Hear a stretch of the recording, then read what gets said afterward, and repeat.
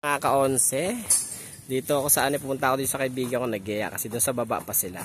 Ako sila ante, masisipag po sila. Tinitingnan ko kung anong ginagawa nila. Mga strap pala. Mga strap, yan po. Yan po sila ante, sisipag po nila. O, yan, ito si ate, break time po eh. Yan si ante na pangalan niya Ismail kasi ayaw magsalita ng pangalan niya. Ayaw sabihin mga ka-11. Ikaw ante, pangalan mo ante? Thunders daw, pero bagets pa yung itsura. Oh, tore, Thunders, oh. Yan mga ka-11, oh, sila, oh. Mahangin po dito, presko sa kanila, oh.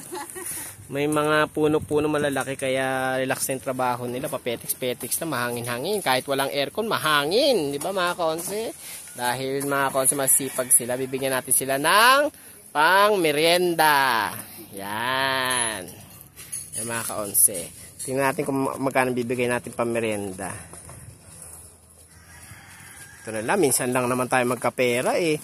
Bigyan na natin ito mga ka-11 ang ay masipag sila 1, 2, 3, 4. O tag-100 kayo. Tapos 100 pang merienda. Ang sasabihin nyo sa mga ka-11 natin? Maraming salamat. Subscribe nyo mga ka-11 ha.